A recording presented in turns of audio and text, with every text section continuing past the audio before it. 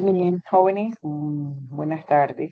Iniciamos para anexar en TIM el inicio de lo que es la microbiología de piel en relación a los procesos infecciosos fúngicos que podemos encontrar a nivel de las tres capas de piel. De esa manera, encontramos tres grupos de micosis que se abordan en este sistema para hongos, como son las micosis estrictamente superficiales, que son de las cuales les voy a hablar ahora, las micosis cutáneas, que son las que afectan la dermis, que hablaremos pues más adelante en otras clases, y por último, la tercera y última de las micosis que afecta a una de las capas de la piel, como es la hipodermis, se designa como micosis subcutáneas intermedias o profundas.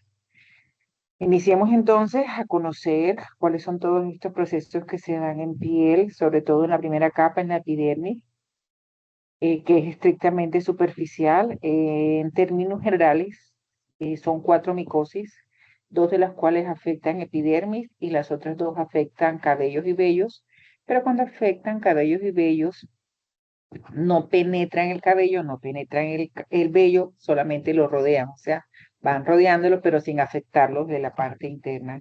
Entonces, esas son las cuatro micosis estrictamente superficiales que vamos a abordar. Tienen como característica el hecho de que no comprometen la vida del paciente. De hecho, todas son consideradas enfermedades benignas.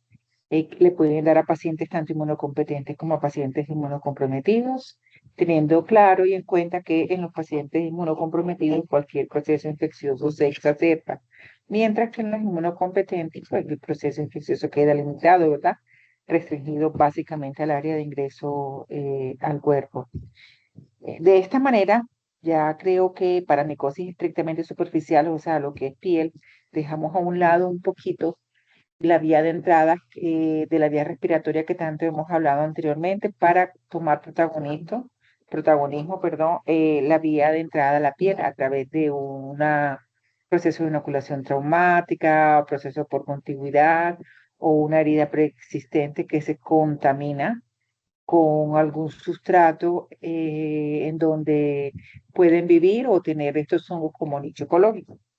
Entonces, iniciemos a conocer cada una de estas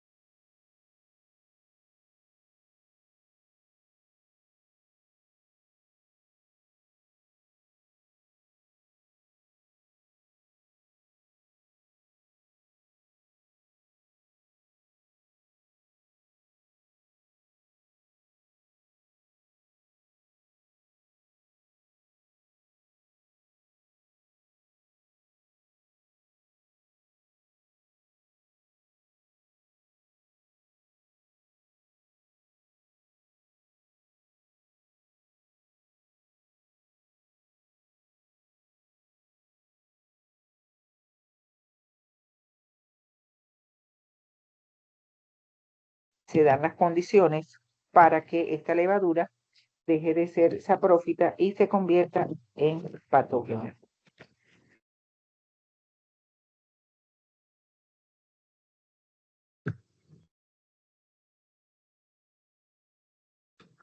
Miremos entonces cómo se da esa patogenia. Les he mencionado ya en las diapositivas anteriores, ¿verdad? Que la malacesia es una levadura hialina lipofílica que hace parte de la microbiota de la piel, que es lipofílica y que por el hecho de ser lipofílica tiene afinidad por los lípidos, o sea, los ácidos grasos que se encuentran en nuestra piel. Y ahí vive feliz, en un estado de equilibrio entre el huésped, cualquiera de nosotros somos huéspedes de la malacesia y la levadura. Existe un equilibrio, pero que esos factores exógenos y endógenos que les comentaba en la diapositiva anterior y algunos propios de la levadura permiten que esa levadura deje de ser levadura para convertirse en su forma patógena, que es la forma filamentosa. En este sentido, nos estamos dando cuenta que al comienzo del semestre yo les decía a ustedes que los hongos podían ser multicelulares o unicelulares, ¿cierto? Y que los unicelulares eran las levaduras. Aquí tenemos la malacesia, es una levadura lipofílica, pero que algunas levaduras tienen la capacidad de formar hifas verdaderas frente a ciertas condiciones de estrés o favorecedoras. Entonces aquí aparece la levadura malacesia. Mientras ella se mantenga en forma de levadura, ella siempre va a ser saprófita. Pero cuando los factores favorecedores en el paciente, exógenos o endógenos, son dados, esta levadura deja de ser levadura para convertirse a fase filamentosa. Y lo particular de esta fase filamentosa, que es la patógena, que es la que produce esas manchas hipocrómicas o hipercrómicas en la piel del paciente, estas hifas tienen una particularidad de que son pequeñitas, son las hifas más pequeñitas que existen. Por eso es importante que en el informe de laboratorio, cuando el bacteriólogo realice el examen de piel del paciente, debe reportar la presencia de estos fragmentos de hifas hialinas, porque estos fragmentos de hifas hialinas, que generalmente se ven encurvados, consolidan o se constituyen la forma patógena de la levadura. Quiere decir que la presencia de fragmentos encurvados o no de hifas hialinas son, son las estructuras o es la estructura que permite confirmar que el paciente tiene una pitiriasis, porque observar solamente la levadura pueden ser dos cosas: que uno, que haga parte de la microbiota del paciente; dos, que sean lesiones residuales, o sea, el paciente está en tratamiento, el paciente ya ha respondido, quiere decir la levadura está siendo inhibida por el antifúngico, entonces ya deja la levadura de producir hifas, entonces se van a encontrar levaduras, pero no se va a encontrar la presencia de las hifas. Solamente esta forma, a pesar de que en el examen directo de una pitiriasis activa se observan tanto los fragmentos de hifas hialinas como las levaduras, solamente son los fragmentos de hifas hialinas, encurvados o no, los que confirman y dicen o pues permiten conocer o saber que el paciente tiene una pitiriasis activa. Entonces, como parte de la microbiota de la piel, en los sitios del cuerpo donde más se encuentra como microbiota, son aquellos sitios del cuerpo con mayor actividad de glándulas sebáceas. Encontramos entonces la cara, cuero cabelludo, el cuello, el pecho, la espalda, los hombros, la parte superior de los brazos, la zona de las caderas. Esa es la parte en donde, esos son los sitios anatómicos en donde generalmente se expresa la clínica de esta enfermedad, que son estas manchas o máculas hipocrómicas o hipercrómicas, y que esas hipercrómicas pueden ser en tonalidad rosácea o en tonalidad café. Dentro de la patogenia de esta malacesia, bueno, sabemos que son manchas hipocromiantes, hipercromiantes. Existe una ración científica para cada una de ellas. Ahora, en las diapositivas de más adelante, pues se las voy a mencionar.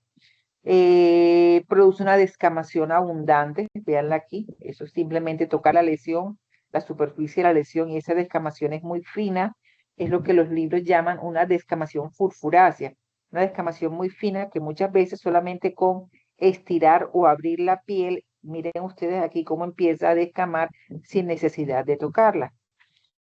Esta descamación que resulta de haber tocado la lesión o haberla raspado, es a la que se le adiciona el hidróxido de potasio, o sea, el KOH, para poner en evidencia estas estructuritas fúngicas para poder, qué son, o para poder establecer el diagnóstico diferencial de la enfermedad. Les hablaba también de la recurrencia en la primera diapositiva y les decía que la recurrencia generalmente estaba asociada a condiciones metabólicas del paciente o genéticas. En este caso, en pacientes se ha visto que la recurrencia se da en muchos grupos familiares en donde existen niveles representativos o elevados de glucógeno, como de ciertos aminoácidos que son las paragenas y la glicina. En estos pacientes que se han visto que son grupos familiares, la pitiriasis se ha visto recurrente, o sea, puede la persona permanecer casi que toda la vida con pitiriasis entre expresarse la enfermedad, desaparecer la enfermedad, al cabo de algún año, 2 años nuevamente recurre y así sucesivamente.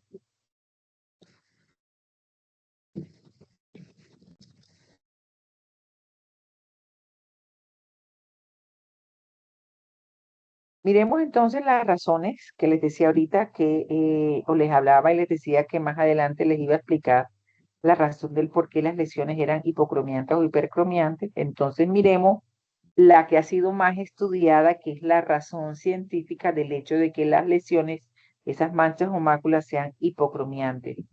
Entonces se dice que por producción de enzimas, recordemos que dentro de los factores favorecedores, ¿verdad? De la levadura hablábamos de las enzimas, dentro de eso estaba queratinasa, colagenasa, elastasa, todas esas enzimas que la levadura necesita para degradar la epidermis y poder establecer la enfermedad. Entonces, en el caso de las enzimas de las queratinasas, o las lipoxigenasas, estas enzimas actúan o afectan lo que es las membranas celulares de las células del estrato córneo superficial de la piel. Y así como afectan, por ejemplo, en el caso de las queratinasas, los queratinocitos también pueden afectar los melanocitos que se encuentran en la parte más profunda de la epidermis, ¿cierto? Aquí es donde se ubican los melanocitos, también pueden alterar sus membranas y al alterar las membranas de los melanocitos, estas enzimas se puede dar una disminución en la producción de melanina, o sea, en la pigmentación de la piel. Las enzimas lipoxigenasas que producen las levaduras para poder crecer también dentro de nuestra piel, estas sí dañan de manera directa, pueden dañar de manera directa las membranas de los melanocitos. Pero la hipótesis, que ya no es hipótesis porque ya está comprobado científicamente, la razón de ser de esas manchas hipocromiantes, la, lo más aceptado y lo comprobado y demostrado científicamente hoy en día es el hecho de que el metabolismo que tiene la levadura en nuestra piel, en nuestra epidermis, por competir por los ácidos grasos que tenemos en nuestra piel, ella en ese proceso hace una inhibición competitiva y bloquea la tiracinasa por un producto metabólico en su metabolismo de degradar los ácidos grasos, produce un compuesto que bloquea la tiratinasa. Y recordemos que en el proceso de producción de la melanina, o sea, la melanogénesis, la enzima la tiracinasa es fundamental para la producción de melanina. Por lo tanto, al bloquearla por efecto del producto metabólico o el metabolismo de la malacesia sobre nuestros ácidos grasos, lo que hace ese bloqueo, entonces se dice que es inhibición enzimática competitiva. Esto es lo que sucede entonces en los melanocitos de nuestra piel. Este es el proceso normal que se debe dar para la producción de la melanina. Recuerde que la melanina es un proceso constante 24/7 por 365. Quiere decir que constantemente nuestros melanocitos que están en la parte más profunda de la epidermis están produciendo de manera constante la melanina y que esa melanina se produce en los melanosomas, que son las células encargadas de producir los melanocitos, perdón, que son las encargadas de producir la melanina en los melanosomas.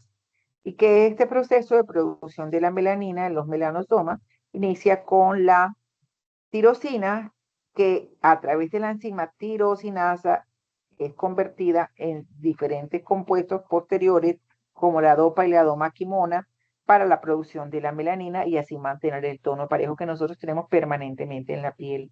Pero esta levadura malacesia, cuando existe un factor condicionante en el paciente, exógeno o endógeno, ella aprovecha este oportunismo, empieza a crecer, a invadir nuestro cuerpo, pero necesita tomar mayor cantidad de ácidos grasos. Y en ese metabolismo que realiza sobre los ácidos grasos, para ella poder vivir, actúa sobre el ácido araquidónico produciendo compuestos metabólicos como son los ácidos dicarboxílicos, y estos ácidos dicarboxílicos que se producen por efecto del metabolismo de la malacesia sobre el ácido araquidónico, estos ácidos dicarboxílicos tienen la facultad de inhibir esta enzima tirosinasa, por lo tanto, la tirosina no se convierte en dopa, endomaquimona y posteriormente en melanina, y empieza el proceso de despigmentación de la piel. Esto ha sido sustentado ya científicamente, por eso se dice que es de inhibición competitiva. Estas son las manchas o máculas. Fíjense ustedes, miren ustedes este paciente en hombros y espalda. Se ve muy frecuentemente, miren, cuando se extienden pueden formar grandes lesiones mapiformes. Miren aquí esta paciente en el pecho, a nivel de cuello. Miren ustedes estas lesiones. Y esto es una cinta pegante transparente, que es otra forma de tomar la muestra. Muchos laboratorios utilizan esta cinta pegante transparente, la adhieren a la piel del paciente donde presentan estas lesiones, ya sea hipocromiantes o hipercromiantes, desprenden la cinta pegante transparente y posteriormente la colocan sobre un portaobjeto y la observan al microscopio. Es otra forma de tomar la muestra para esta micosis. Miren ustedes aquí este pacientico, esto es un niño. Miren ustedes aquí en la cara, sobre todo en esta parte de aquí, donde se mantiene bastante grasosa, lo que dicen la zona T de la carita o de la cara, pues, porque en caso, esto es un niño, miren ustedes aquí en el cuello, miren ustedes cómo se extiende a toda la cara del niño, y estas son las lesiones hipercromiantes. Las lesiones hipercromiantes, por lo general, se presentan en las zonas del cuerpo en donde no hay una buena exposición al sol. Entonces, esas lesiones hipercromiantes en tonalidades café, como estamos observando aquí, o en tonalidades rosadas rojizas, se van a presentar en estas zonas, siempre y cuando haya actividad de glándula sebácea. Recordemos que independiente de que si es hipocrómica o hipercrómica, independiente de la presentación clínica, la levadura necesita los ácidos grasos de nuestra piel para poder seguir colonizando, invadir y producir la enfermedad y llevar a cabo esa transición morfológica que es la que es activa metabólicamente y por la cual el paciente acude al médico. Entonces, miremos aquí, miren ustedes la superficie de color café, pero si ustedes observan aquí como esa caspita blanca en la superficie, que simplemente abrir la piel, estirar la piel y se necesita muchas veces de tocar la superficie de la lesión, se produce esa descamación gracias que es la que utiliza el laboratorio para poder estudiar la muestra del paciente y poner en evidencia estas hifas, esos fragmentos de hifas hialinas. Ahora bien, las lesiones hipercrómicas, a diferencia de las hipocrómicas, se dice que estos fragmentos de hifas encurvados, hialinos o no encurvados, pueden verse encurvados o no se pueden ver encurvados, como se observa en el laboratorio se los va a reportar. Ellos producen una ligera inflamación, hay una activación, puede haber una ligera activación del complemento y recordemos por inmunología que cuando hay activación del complemento generalmente se produce una respuesta de naturaleza o de tipo inflamatoria. Entonces se sucede una ligera inflamación a nivel de la parte de los melanocitos. Y a los melanocitos, al aumentar de tamaño, si el melanocito aumenta en tamaño por el proceso inflamatorio, los melanosomas también aumentan de tamaño, entonces va a haber una hiperproducción de melanina. Por eso las lesiones aparecen en tonalidades de color café y las de tonalidades rojizas generalmente se presentan en pacientes que son atópicos, ya que por cualquier contacto con un antígeno van a responder.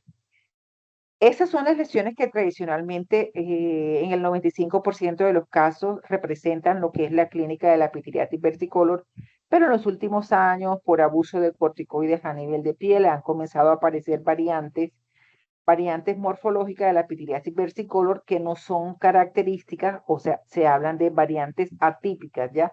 variantes atípicas o atróficas que cuando se observan, como en este caso que estamos observando aquí, es muy difícil de dar una apreciación clínica con base en la observación que se está haciendo de las lesiones, porque si uno ve estas manchas en estas zonas del cuerpo o las velas hipocromiantes, uno puede asumir, sobre todo si el paciente no tiene una manifestación de raquiña, dolor, inflamación, no hay ganglios, no hay dolor, no hay nada, uno puede decir esto posiblemente lo más seguro es que sea una pitiriasis. De hecho, muchos dermatólogos tratan a pacientes con pitiriasis sin necesidad de realizar un estudio microscópico, que no es lo ideal, pero bueno, lo hacen. Pero ver estas lesiones es muy difícil pensar o asumir que estas lesiones puedan representar una pitiriasis. Entonces, esto se da en pacientes con severos inmunocompromisos o definitivamente por abuso de esteroides, de primas, de corticoides. Bien, entonces miren ustedes, completamente cambia por completo el aspecto de la lesión. Es lo que se llaman variantes morfológicas y topográficas, atípicas o atróficas, que les decía, no es lo usual, por eso son considerados inusuales y por eso les decía anteriormente que el 95% de los pacientes, la manifestación son esas manchas o máculas hipercromiantes o hipocromiantes. Y esto es un pequeño porcentaje que va en crecimiento en los últimos años, pero como consecuencia del uso y abuso de estos medicamentos. Estas lesiones generalmente llama la atención que se presentan en adolescentes y adultos. Generalmente no se han descrito todavía en pacientes pediátricos, o sea, niños pequeños, pero se ven mucho más en adolescentes y personas adultas. También llama la atención eh, de un antígeno que tiene la capacidad de estimular y estimular en los basófilos la liberación de un compuesto, una especie de malacesia, como es la malacesia globosa, que es de las 3 especies que les hablaba al comienzo en la segunda diapositiva, luego de la presentación de las micosis estrictamente superficiales, y les decía que habían 3 especies que prevalecían, que era la globosa, la sinpodiales y la furfur. Entonces, de esas 3 especies, la malacesia globosa se ha visto que en los últimos años produce un antígeno que estimula los basófilos, eh, estimulándolos para la producción de histamina. Y que se llama, o sea, ese producto final es el MGL1304, así ha sido designado. Y ese MGL1304 es producido por los basófilos por estimulación de un antígeno que libera la especie de Malassezia globosa. Y este antígeno que liberan los basófilos produce en el paciente lo que se llama dermografismo, o sea, a nivel de las lesiones del paciente, lo que uno escriba o dibuja en la piel del paciente, por ejemplo, miren esta paciente, aquí el médico escribió su nombre, Valeria, y miren ustedes el dermografismo tan perfecto, ¿verdad? Miren ustedes cómo se ve perfectamente el nombre de la paciente aquí, Valeria.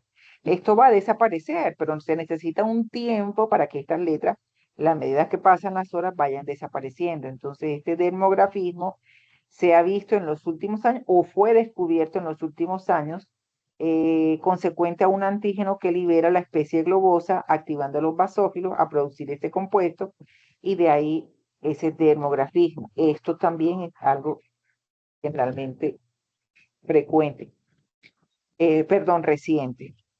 Es importante también que ustedes sepan, conociendo ya que las lesiones de la pitiriasis pueden ser hipocrómicas o pueden ser hipercrómicas, hay que realizar un diagnóstico diferencial porque existen otros procesos en piel que pueden ser unos microbiológicos que cursan también con máculas o manchas hipocrómicas o hipercrómicas. Por ejemplo, en el caso del vitiligo, son manchas de color blanco, ¿verdad? Despigmentación de la piel, en las dermatitis hipocromiantes o en la hipomelanosis, en los leucodermas, que son los lunares blancos, o la lepra indeterminada. Entonces, por eso es importante solicitar, lo correcto es solicitar al laboratorio la realización del estudio del examen directo de los sitios afectados de la piel del paciente para que el bacteriólogo pueda estudiar esas escamas de piel y poner o no en evidencia esas estructuras fúngicas que van a permitir confirmar o descartar que el paciente tiene o no una pitiriasis versicolor, y que ustedes puedan posteriormente seguir con su proceso diferencial. Esto en relación entonces a las manchas hipocromiantes y en relación a los hipercromiantes, entonces existen otras patologías en piel, por ejemplo la pitiriasis rosada, que no es causada por microorganismos. De hecho, no se sabe exactamente qué lo produce. Se dice que se asocia más que todo como a una respuesta inmunológica. El neomelanocítico, melasma, que son manchas producidas, por ejemplo, por algunas bacterias en la piel, como el eritrasma, la melanodermia, inclusive el melanoma maligno, que son unas manchas también de color café. Entonces, también en estas situaciones, por eso es importante hacer o solicitarle al laboratorio que le realice al paciente el examen directo para confirmar o descartar, debido a la similitud de las lesiones, estas patologías.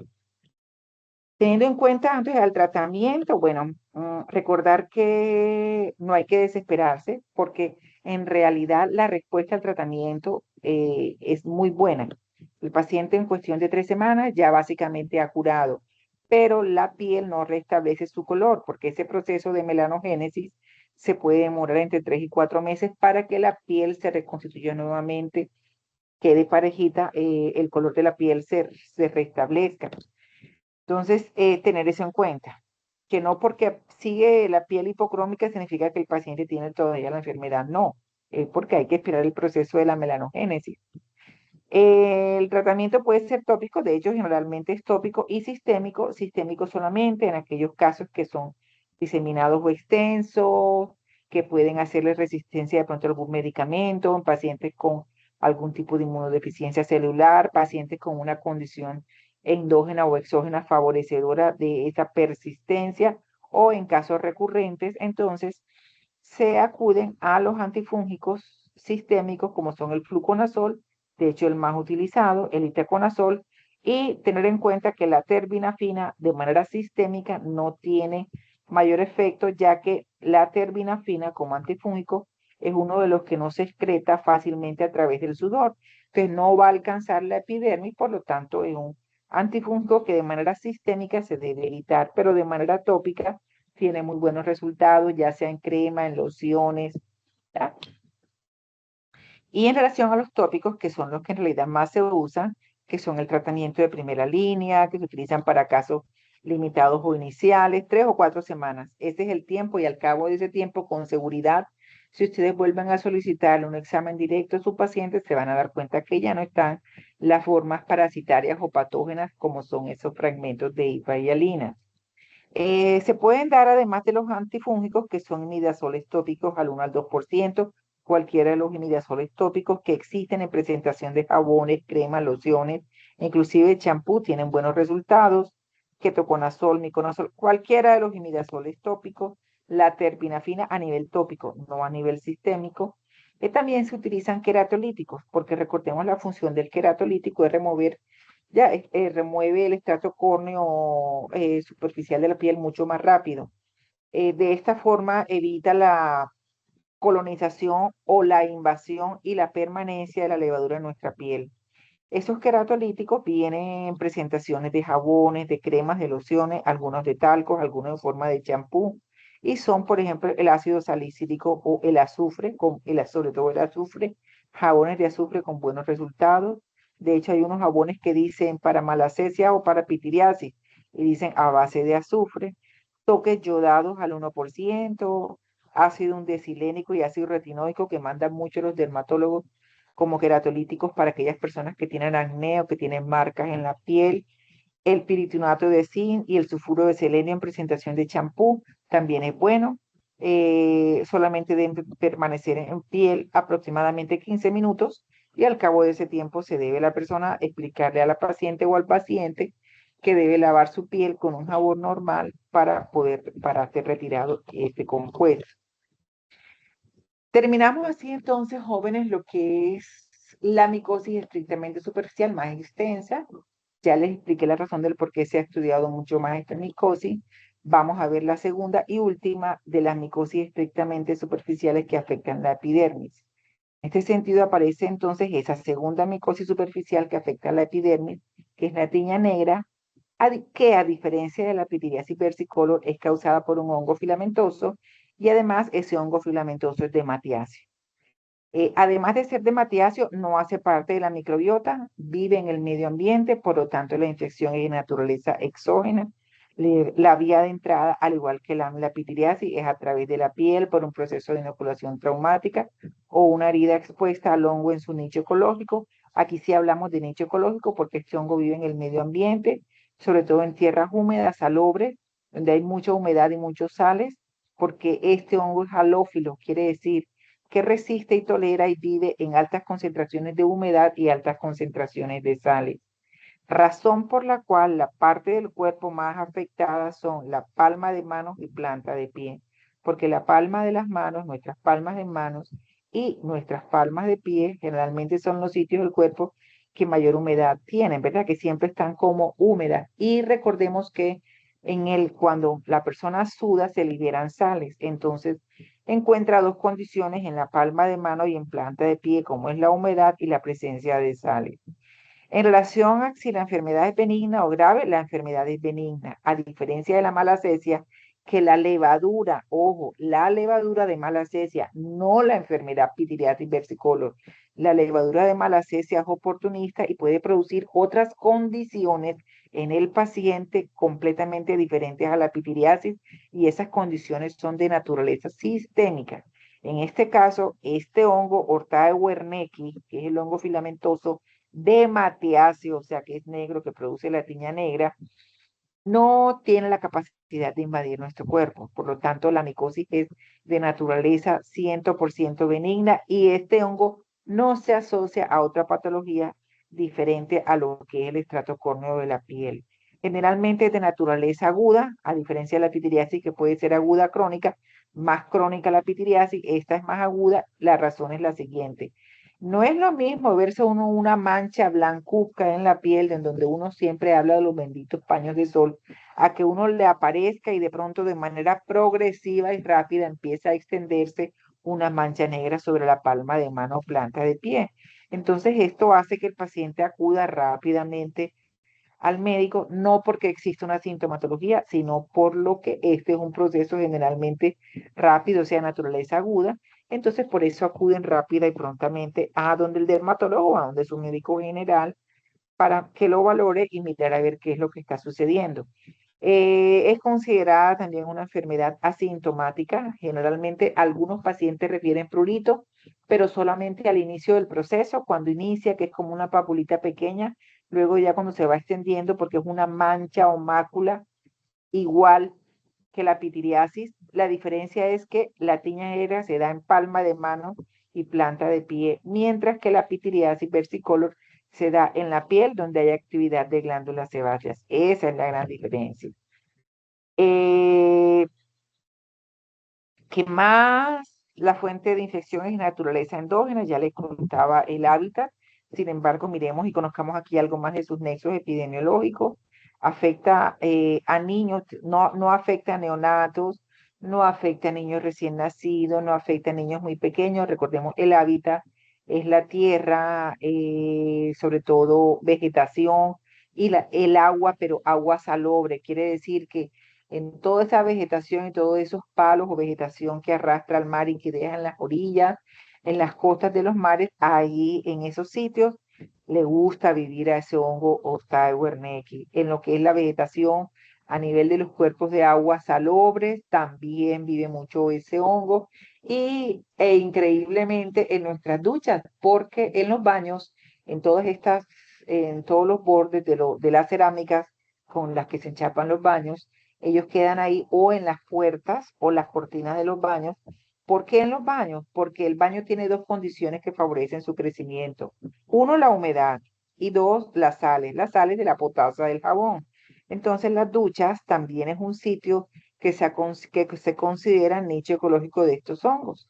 Así que ojo chicos, cuando se bañan en duchas, aquellos que hacen clases de natación o algún deporte en donde están las duchas públicas, ojo con los pies porque ingresan a la piel por inoculación traumática. En la zona geográfica, básicamente la misma zona geográfica compartida con pityriasis versicolor, zonas tropicales y subtropicales, climas cálidos y húmedos. En relación, bueno, a la edad no afecta a neonatos y niños recién nacidos, ya sabemos por qué.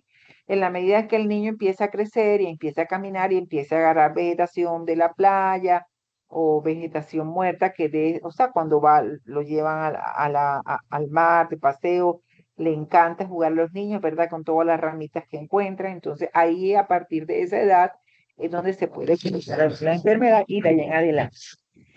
Se dice que hay una ligera prevalencia en la mujer y la prevalencia no es ni por tipo hormonal ni genético, no.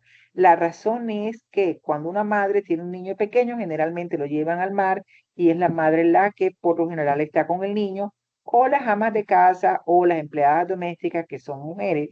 Generalmente son cuando lavan el baño, los baños pueden suceder que los baños hayan sido colonizados por este hongo y por esa razón adquieren la enfermedad. Entonces, esa es la razón del ligero predominio con relación al sexo femenino, perdón, sobre el masculino. El hábitat, pues ya les había comentado, las razas, cualquier raza, aunque se dice que es más, cualquier raza la puede tener, pero ahí existe más prevalencia en la raza blanca que en cualquier otra raza, pero cualquier raza puede ser afectada. Se estima un periodo de incubación entre 7 a 20 días aproximadamente después del paciente haber estado en playa o en contacto con alguno de estos espacios que se consolidan en el nicho ecológico del hongo. Y como factor predisponente del paciente es la hiperhidrosis, porque eso lleva a que las manos suden más, por lo tanto mayor humedad y mayor concentración de sales. Entonces, la clínica, ya sabemos, son manchas o máculas hipercrómicas con bordes bien definidos. Miren ustedes aquí, a ver aquí, vean ustedes, ese borde está bien definido, a diferencia que en la pitiriasis no hay un borde bien delimitado, aquí sí. Por eso la forma correcta de tomar la muestra sería preferiblemente en estos bordes, que están bien delimitados y bien definidos. Siempre van a ser en tonalidad café. Y la razón de que sea de tonalidad café se debe a que el hongo es un hongo de matiacio. Es un hongo pigmentado, es un hongo oscuro, y como crece en el estrato córneo superficial de la piel, de ahí que las lesiones sean de color café. Ya la hiperhidrosis se la había mencionado, ya les hablé también de la presentación de esas manchas o máculas de color oscuro, todas estas lesiones que se presentan en el estrato córneo superficial de la piel. Generalmente las descamaciones son finas por estar en el estrato córneo superficial de la piel. Y aquí lo importante es establecer el diagnóstico diferencial con el melanoma maligno, porque el melanoma maligno se puede presentar también en palma de manos y planta de pie y generalmente evoluciona tan rápido como lo puede hacer una tiña negra. Entonces es importante establecer el diagnóstico diferencial dentro de estos dos procesos, que es básicamente la razón del por qué los dermatólogos mandan a estudiar la muestra del paciente para realizar ese diagnóstico diferencial. En términos generales, no hay ningún otro aspecto asociado a patogenia, porque no hay una razón de ser. O sea, la razón de ser de que la lesión sea oscura es la misma melanina del hongo, es un hongo que no compromete la vida del paciente. La respuesta inmunológica básicamente es nada. Es una enfermedad que, a pesar de que fíjense ustedes que el hongo es de matiacio y que tiene melanina, responde rápidamente o de manera fácil al tratamiento. Y los tratamientos pueden ser tópicos y pueden ser sistémicos. Generalmente formulan ustedes como médicos los dos al tiempo, tópico y sistémico. Dentro de los tópicos, miren ustedes, 2 a 4 semanas mínimo, muy rápido para tratarse de un hongo pigmentado.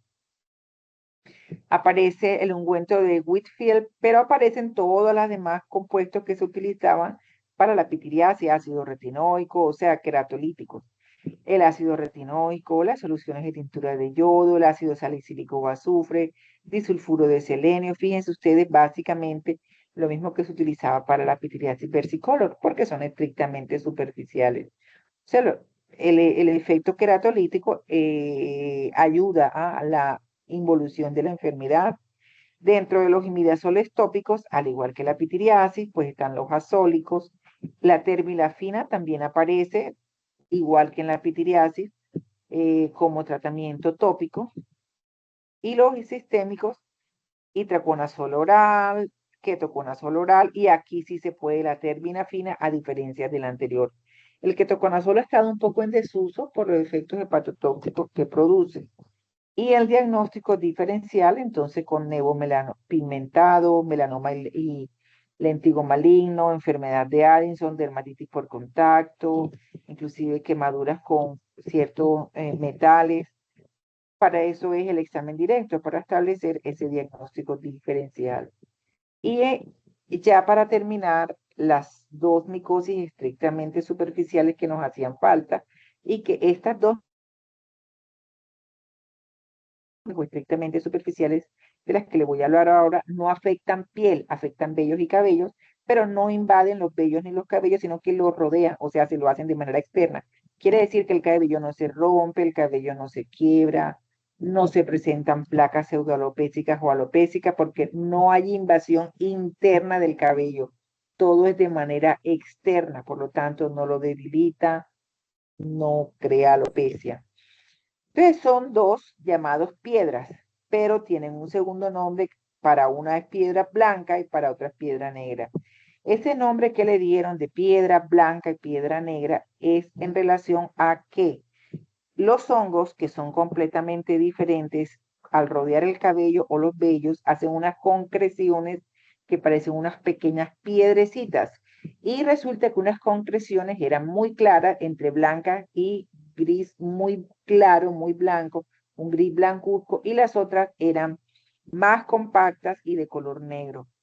A estas concreciones les llamaron piedra y por su color las designaron como piedra blanca y como piedra negra. Pero desde el punto de vista microbiológico tienen una gran diferencia porque son causadas por hongos completamente diferentes.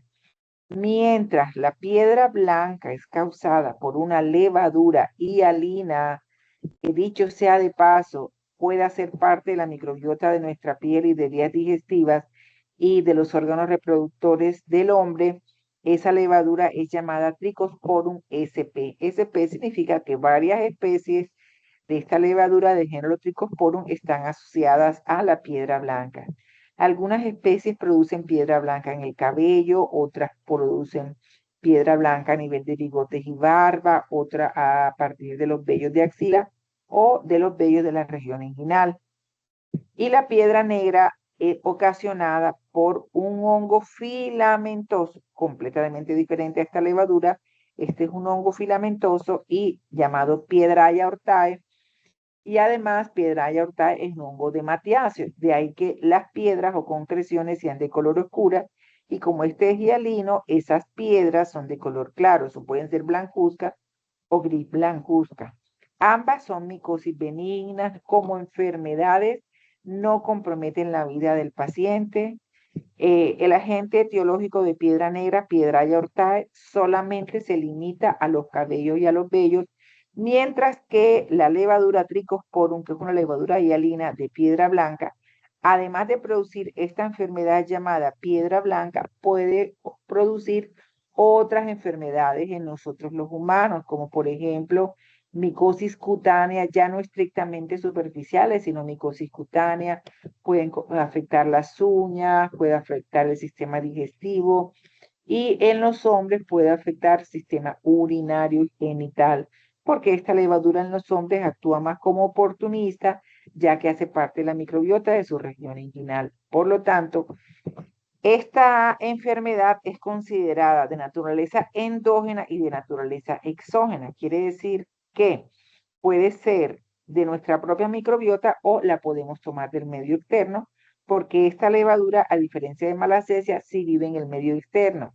Por ejemplo, vive en el agua, en el suelo, en la vegetación, en las frutas y hace parte de nuestra microbiota. La piedra negra, en todo lo contrario, no hace parte de la microbiota, solamente vive básicamente en el suelo y vegetación. No se le ha encontrado otro nicho ecológico y se dice que por eso es de naturaleza completamente exógena. Y ambas se asocian a la higiene personal. Miremos entonces de la piedra blanca esos nexos epidemiológicos, afecta por igual a hombres y mujeres. Lo que sucede es que dependiendo de la edad, aparece que la piedra blanca es más frecuente a nivel de cabellos y se da en la población infantil, mientras que la piedra negra es mucho más frecuente en los vellos púbicos y empieza desde la adolescencia, o sea, desde que el niño empieza prepúber, desde el momento en que le empiezan a salir los vellos hasta aproximadamente 50, 60 años de edad, pero un pico etario es hombres más jóvenes. Entonces sí, afecta no a cualquier edad, porque a los neonatos no los afecta, a los recién nacidos no los afecta, a los niños muy pequeños tampoco los afecta. Empiezan a afectarse desde los niños de 3, 4 años en adelante. Y en las niñas pequeñas hasta las prepúberes prevalece a nivel de el cabello, mientras que en los hombres aparecen los vellos púbicos. No quiero decir con esto que, ojo, un hombre no pueda tener una piedra blanca en cabello. Hay hombres que pueden tener piedra blanca en cabello, pero prevalecen más la presentación en los vellos púbicos en este grupo etario. Y no quiero decir con esto que una adolescente o una mujer adulta no tenga una piedra blanca a nivel de sus vellos púbicos, porque es importante que ustedes sepan que esta es una enfermedad que se puede transmitir sexualmente. Quiere decir que si el hombre la tiene y está en tratamiento, su pareja sexual también debe aplicar el mismo tratamiento porque de igual forma se le va a pegar, se le va a transmitir porque es de transmisión sexual. La fuente de infección entonces es por contacto directo en el caso de que estén los vellos genitales a nivel de genitales, o contacto con el nicho ecológico del hongo. Aquí está las frutas, agua, verduras, tierra.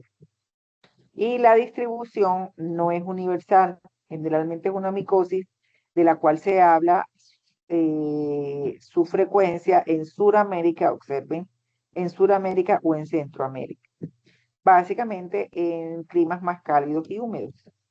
Y la piedra negra, el nexo epidemiológico de la piedra negra, miremos entonces la distribución universal. Fíjense, la piedra negra es menos frecuente que la piedra blanca, ¿oyeron? La piedra blanca es mucho más frecuente que la piedra negra. Sin embargo, a pesar de que la piedra negra es menos frecuente, hay mayor distribución universal. Se puede encontrar en Norte, Centro y Suramérica, también se puede encontrar en África y se puede encontrar regada en algunos países del continente asiático o europeo. Afecta a cualquier grupo étnico, es igual tanto en hombres como en mujeres. Aquí no existe una relación de ser. No afecta a neonatos, no afecta a niños recién nacidos, no afecta a niños pequeños. Ya empieza a afectar niños a partir de los 4 o 5 años de vida hasta las personas de 100 años de edad. Y afecta por igual a hombres y a mujeres, generalmente desde la adolescencia o adultos jóvenes, aproximadamente hasta los 30 años de vida. La fuente de infección, pues ya sabemos, es completamente exógena, suelo, vegetación y madera. En la presentación clínica es ese nódulo o esa piedra que se forma alrededor del cabello sin invadirlo, vean ustedes. Es una piedra que se adhiere al cabello. En caso de la piedra blanca, el color blanquecino o gris blancuzco. Y en el caso de la piedra negra, son pues unas piedritas negras que se adhieren fuertemente al cabello. Estas son difíciles de desprender del cabello, estas son fáciles de desprender el cabello y dan la apariencia de la liendra de los piojos.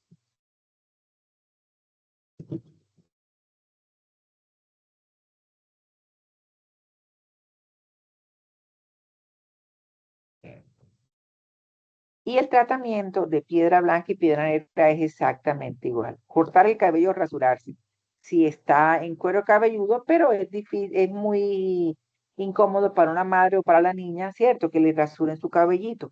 Entonces, para las niñas, si la madre al varoncito le quiere rasurar, pues, pero lo tiene que mantener rasurado aproximadamente 3 meses, pues no hay ningún inconveniente, ¿verdad? Hay niños que les encantaría estar así, pero, sin embargo, existen los champús para aquella madre que no quiera rasurar el cabello a sus hijos. Entonces, cortar el cabello, rasurar, también bicloruro de mercurio, solución yodal 1%, ácido salicílico. Fíjense, son compuestos que se utilizaron también para pitiriasis versicolor y piña negra. Azólicos tópicos, o sea, imidazoles, en presentación de champú como el ketoconazol, bifoconazol, isaconazol y miconazol, que vienen en champú, también la terbinafina en crema, la butenafina al 1% en crema o en solución y de manera oral el itaconazol. generalmente no es necesario un tratamiento sistémico, a no ser que esa piedra blanca la tenga un paciente adulto, sobre todo, que por la proximidad, por el hecho de hacer parte, estar ahí en la zona inguinal, pueda ingresar por meato urinario y comprometer vías urinarias, y de ahí de vías urinarias puede pasar a sangre, desencadenando fungemias, desencadenando endocarditis, inclusive afectaciones del sistema nervioso central. Entonces, en estos pacientes, pues sí se prefiere dar con alguna condición asociada, clínica inmunológica asociada, entonces sí se le prefiere dar el tratamiento sistémico, y el tratamiento sistémico de elección es el itraconazol. Básicamente es itraconazol. Y ya para terminar, la última diapositiva, se hablan de unas pseudomicosis superficiales, pseudomicosis, o sea, unas falsas micosis, que son producidas por bacterias, y de hecho por bacterias que hacen parte de la microbiota de piel. Ya ustedes vieron, asumo que al comienzo del semestre la doctora Araceli Sei que les tuvo que haber hablado de la microbiota bacteriana, y que la Corynebacterium, que es un bacilo gram positivo, muchas especies hacen parte de la microbiota de piel, pero existe uno que es sumamente patógeno, que es el Corynebacterium listeria, que afecta vía respiratoria, produciendo una enfermedad que puede resultar muchas veces fatal en niños, ¿verdad? Entonces, estos bacilos gram positivos, que no es el Corynebacterium listeria, sino Corynebacterium sp, que hace parte de la microbiota humana de piel, puede afectar los vellos axilares, pueden afectar la piel de las axilas y puede afectar las plantas de los pies. Cuando afecta a los vellos de las axilas, produce unas concreciones que son muy semejantes o pueden asemejarse a la piedra blanca, razón por la cual hay que estudiar estos vellos de axilas o púbicos para establecer el diagnóstico diferencial. El eritrasma son manchas de color rojizo que aparecen en piel, que pueden confundirse de pronto, pero no es que en realidad la semejanza sea mucha, pero bueno, se habla de que hay que establecer un diagnóstico diferencial con el eritrasma, porque el eritrasma también son manchas hipercrónicas que se presentan en la piel del paciente, sobre todo a nivel de los pliegues, y que es ocasionado por esta bacteria, que es un bacilo gram positivo del género Corynebacterium.